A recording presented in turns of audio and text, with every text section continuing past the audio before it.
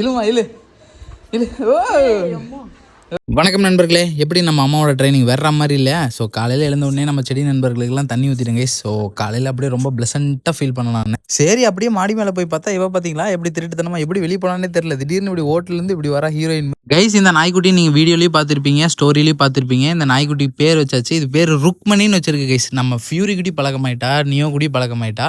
So அவங்க 2 பேர் கூட ஃப்ரெண்ட்லியாக இருக்கிறதுனால அவளும் நம்ம கேங்கில் ஒருத்தி ஆகிட்டா. சரி இன்னைக்கு நாள் தான் ப்ளசண்ட்டாக இருக்கே அப்படின்னு நினச்சி நான் ஆத்மாத்மா வீட்டில் உட்காந்து டிவி பார்த்துட்டு இருந்தேன். எங்கள் அம்மா டே மனோஜே வாடா அப்படின்னாங்க. வந்து பார்த்தா பிள்ளை வந்து மல்லிகை செடி பூரா பிரித்து மேய்ஞ்சிட்டா. அப்படியே அதை தொடர்ந்து நியோவோட ஸ்க்ராட்ச் படி முடிச்சு தள்ளிட்டா. ஒன்றும் பண்ணுறதுக்கு இல்லை. சரி ஃப்ரஸ்ட்ரேட்டான மனசை எக்ஸசைஸ் பண்ணி ஆறுதல் படுத்தலான்னு எக்ஸசைஸ் பண்ண ஆரம்பிச்சா. அது சரி ஓகே, இந்த டிஷர்ட்டில் லைட்டாக தொப்பை தெரியுற மாதிரி இருக்கேன்னு சொல்லி சைடில் நிரம்பி தெரியும். அப்பயும் தெரியுது. சரி ஓகே, முட்டையோ சோத்துல மறைக்கலாம், பூசணிக்காவை மறைக்க முடியுமா?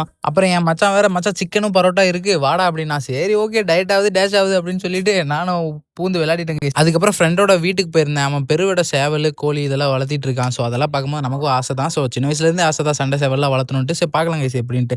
என்னடா பண்ணிருக்க அப்படின்னு குழந்தைய வச்சு கேட்டா, மச்சான் இதுதான் குழந்தைய சமாதானப்படுத்துறதுக்கு ஒரு வழிடா அப்படின்னா. டே நீ பெரிய கீப்பர் தான் கிரிக்கெட்ல ஒத்துக்கிறேன், ஆனால் குழந்தராது அப்படின்னா. மச்சான் அதெல்லாம் நான் சேஃபாக பார்த்துக்கிறேன் அப்படி. அவன் குழந்தையும் அதுக்கு தகுந்த மாதிரி சிரிக்குது கைஸ். சரி ஓகே, அப்பனுக்கு தானே தெரியும் பிள்ளையை பற்றி. அதுக்கப்புறம் நம்ம ஃபியூரி நியோ ரிலேஷன்ஷிப் பற்றி ஒன்றும் சொல்கிறதுக்கு இல்லை. ரெண்டு பேரும் கண்டுக்கிறது இல்லை. அவங்க வேலையை பார்க்குறாங்க. எனக்கும் அதில் எந்த பிரச்சனையும் இல்லை. அதுக்கப்புறம் ஃபியூரி ஒரு நைட் ஒரு வாக் கூட்டு போயிருந்தேன். அப்புறம் ருக்மணி அவர் கொஞ்சம் இன்னைக்கு நாளை வெற்றிகரமாக முடிச்சிட்டாங்க. இது வரைக்கும் யாராவது வீடியோ பொறுமையாக பார்த்துருந்தீங்கன்னா என்னோட மனமார்ந்த நன்றிகள்.